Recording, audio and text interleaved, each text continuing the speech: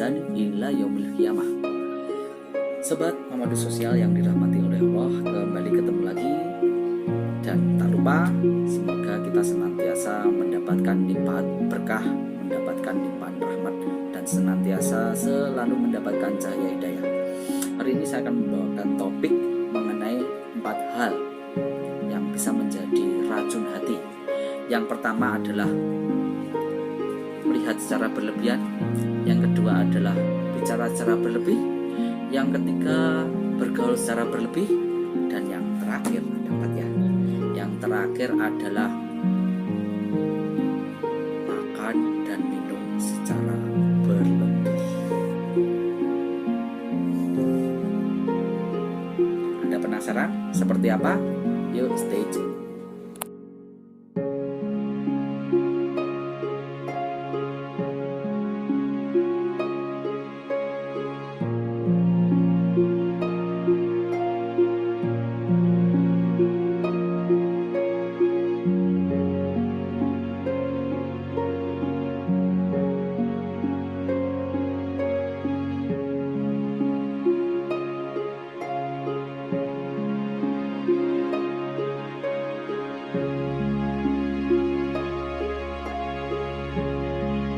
Mengenai 4 racun hati. Sebelumnya saya menyapa bagaimana kabar-kabar rekan di seluruh penjuru Kediri dan Nusantara. Saya berharap semoga senantiasa mendapatkan rahmat, mendapatkan ridho dan keberkahannya, langkah dan jalannya senantiasa dimudahkan dan dilindungi oleh Allah Subhanahu wa Ta'ala. Sebenarnya saya ingin bertanya dengan rekan-rekan,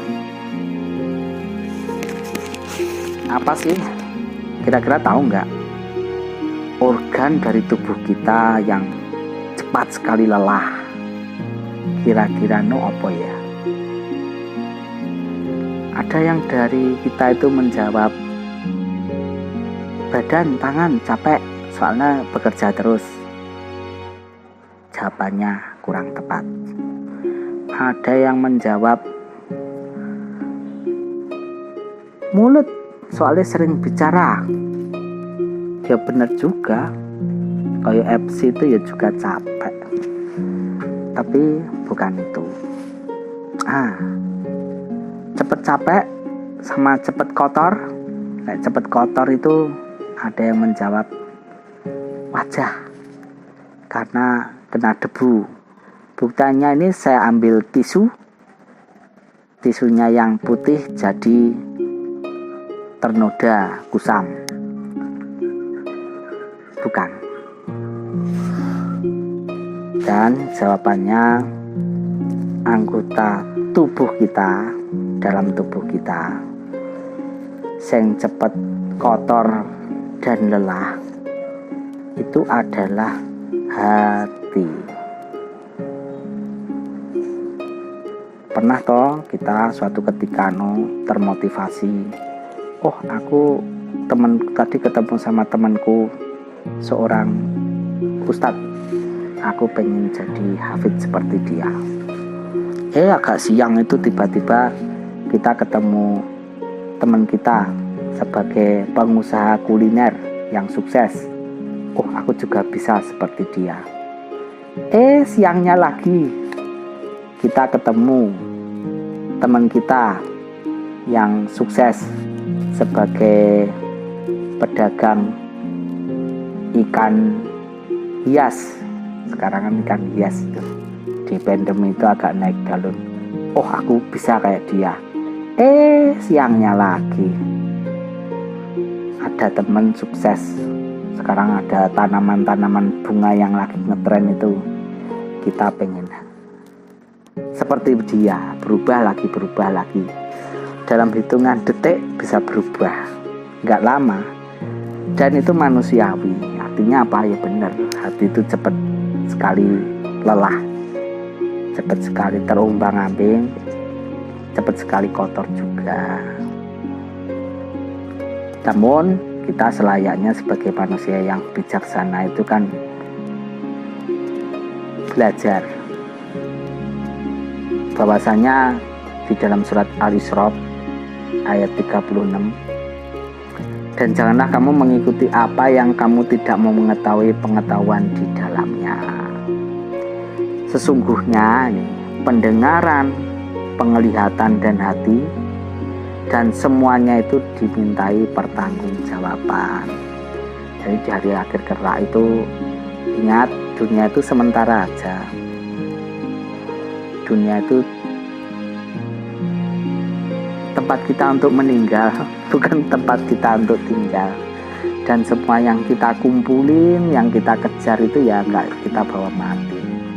Dan kehidupan yang kekal abadi selamanya itu memang di akhirat. Makanya kita semoga menjadi hamba-hambanya yang senantiasa ingat dan senantiasa beribadah. Yuk kembali lagi ke hati. Hati itu adalah gumpalan daging di dalam tubuh. Bila mana dia itu baik, maka tubuh itu akan baik. Dan bila mana dia itu rusak, rusaklah tubuh kita. Jadi ya rusak dalam artian ya tindakannya. Jadi segala amal perbuatan itu semua itu dimulai dari hati. Hati itu ibaratnya kayak raja gitu loh. Terus anggota badan itu kayak tubuh. Hati raja, terus prajurit itu anggota badan. Jadi nek rajane apik ya prajurit ya apik. Atine apik, tingkah laku perbuatan kita itu ya baik-baik. Kalau hatinya busuk, ya memerintahkan hal-hal yang buruk-buruk kayak maksiat seperti itu. Nek baik kan melaksanakan hal-hal yang bersifat ibadah, hal-hal yang berjiwa sosial. Baik banget. Hati itu laksana benteng. Ingat, benteng dan setan itu adalah musuhnya. Musuh ini dedepi, siap untuk menyergap, menaklukkan benteng hati kita. Makanya kita harus pelihara, kita jaga, jangan sampai pertahanan kita itu jebol oleh setan. Karena dia itu akan merebut dan menguasainya. Hati yang baik itu terbebas dari syahwat, senantiasa menjalankan ketaatan dan menjauhi apa yang menjadi larangannya Allah, menjaga dari syahwat dan subhat, menjauhi dari hal-hal yang menyeleweng. Maka barang siapa yang pengen hidupnya itu selamat, hendaklah itu menjaga hatinya. Jadi hatinya itu diresiki sangka racun-racun hati. Fungsinya racun kan menggerogoti kekebalan. Makanya kita harus waspada terhadap racun-racun hati. Seperti yang saya utarakan di awal, racun hati itu ada 4. Dan semua racun hati yang saya sudah sebutkan di awal, kalau masih ingat ya, itu adalah perkara mubah. Namun perkara mubah ini berbahaya kalau overdosis. Yang pertama, banyak bicara. Bicara itu salah? Enggak salah. Tetapi yang salah adalah bicara yang berlebihan. Karena kita sadari banyak ketika kita ngobrol gitu, ngobrolnya nggak salah. Tapi kalau ngobrol sampai berjam-jam, sampai 12 jam ngobrol tanpa henti, saya juga bingung yang diobrolkan itu apa. Ujung-ujungnya nanti kita terjebak dalam masalah ghibah atau fitnah. Padahal itu transfer pahala loh. Jangan sampai kita di dunia yang sesaat ini udah capek-capek ngumpulin amalan perbuatan, tiba-tiba harus mentransfer pahalanya ke orang yang kita dolimi. Eman. Terus ini hadisnya apa? Hadisnya firmannya di surat Al-Kahf ayat 18. Allah berfirman, tiadalah suatu perkata pun yang diucapkan, melainkan ada di dekatnya malaikat pengawas yang senantiasa hadir. Diingat, jadi kita itu kudu jogo lidah kita, jogo lisan kita, karena itu dicatat sampai malaikat. Terus di salah satu hadis riwayat Bukhari dan Muslim, Rasulullah bersabda, barang siapa beriman kepada Allah dan hari akhir, hendaklah dia berkata baik atau diam. Nek ra iso ngomong sing apik-apik, mending diam supaya kita itu tidak tergelincir. Terus perkara berikutnya adalah banyak memandang. Memandangi salah enggak, tapi kalau memandang berlebih, kita perlu waspada dan hati-hati loh. Seperti halnya dijelaskan dalam surat An-Nur ayat 30. Katakanlah kepada laki-laki yang beriman, hendaklah mereka menahan pandangannya dan memelihara kemaluannya. Yang demikian itu adalah lebih suci lagi bagi mereka. Sungguhnya Allah Maha mengetahui apa yang mereka perbuat. Jadi sebaiknya kita itu harus menjaga pandangan. Biasanya kejahatan, hati kita bergejolak, hati kita rusak, itu awalnya pandangan.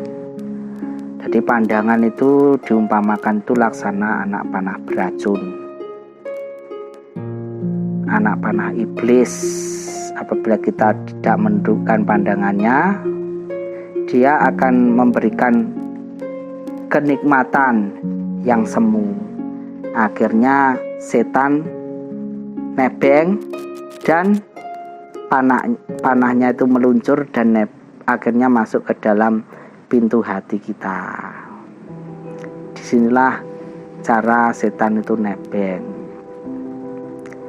Setan akan menjadikan wujud yang kita pandang itu seolah-olah itu indah. Jadi nanti kita akan terbuai dalam angan-angan yang semu. Kemudian kalau enek janji, enek keindahan-keindahan. Nah, disitulah setan itu telah menyalakan api syahwat dan melemparkan kayu bakar maksiat. Gila. Dari awalnya pandangan yang rusak, akhirnya hati kita rusak. Terus setelah hati rusak apa? Ya tindak tinduk kita itu ya rusak. Tindak tinduk kita itu akhirnya tidak bermanfaat. Dan segala macam urusan itu bisa menjadi kacau. Jadi demikianlah dengan menepas pandangan secara bebas itu mengakibatkan bencana. 3 bencana: bencana penglihatan, bencana hati, dan akhirnya akhlak tindak tanduk kita itu menjadi kacau dan sia-sia. Terus selanjutnya ini penyakit yang kedua, racun yang kedua. Dan racun yang ketiga itu adalah banyak makan dan minum. Gila. Memang salah makan dan minum, enggak salah. Tetapi kalau berlebih itu ya kurang tepat. Jadi Allah itu berfirman, makan dan minumlah, dan janganlah berlebih-lebihan. Oleh, tapi jangan berlebih-lebihan. Sesungguhnya Allah tidak menyukai orang-orang yang berlebih-lebihan. Surat Al-A'raf ayat 31. Jadi berlebihan dalam makan itu ya kurang tepat, kurang baik, karena mengakibatkan hal-hal yang buruk. Apa sih dampak yang diakibatkan itu? Ya akhirnya tubuh kita itu lebih condong nek makannya banyak, lebih condong ke hal-hal yang maksiat. Serta terutama sing paling berasa berat banget untuk menjalankan ibadah dan ketaatan. Makanya maneman loh, gara-gara adewe makannya berlebih, akhirnya mau ibadah, bangun tahajud itu terasa berat banget. Makanya yang badannya over ya saya termasuk juga, kita sama-sama mengurangi. Jadi makan itu secukupnya seperti yang dicontohkan Rasulullah. Rasulullah lo makan itu nggak banyak, badannya juga nggak gendut, beliau juga sering puasa. Jadi seperti itu. Terus yang terakhir, banyak bergaul, itu racun hati yang keempat. Bergaul boleh, tetapi kalau bergaul itu secara berlebih itu akan merusak.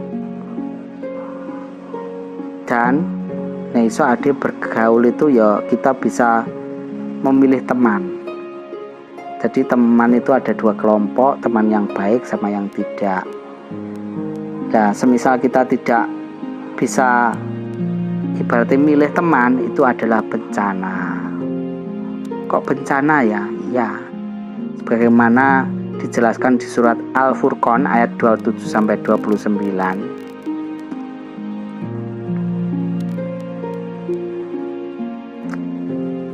Allah berfirman, dan ingatlah ketika hariku, hari akhir ya, orang zalim menggigit dua tangannya itu dicokot, seraya berkata, aduhai kiranya dulu aku mengambil jalan bersama-sama Rasul.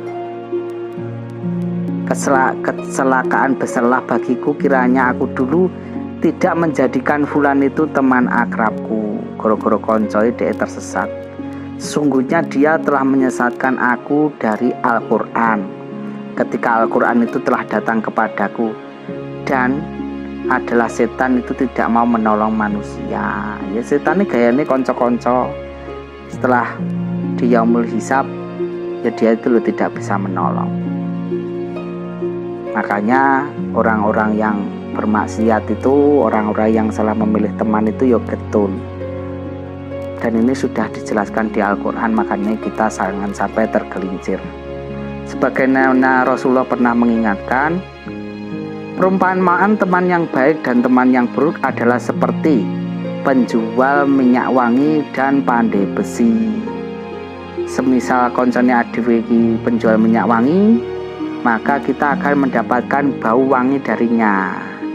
Bila mana kita berkumpul dengan pandai besi, ada kalanya akan membakar pakaian Anda dan menimbulkan bau yang kurang sedap. Hadis riwayat Bukhari dan Muslim. Jadi seperti itu. Nah, iso adewe iki benar-benar hati-hati dalam memilih teman.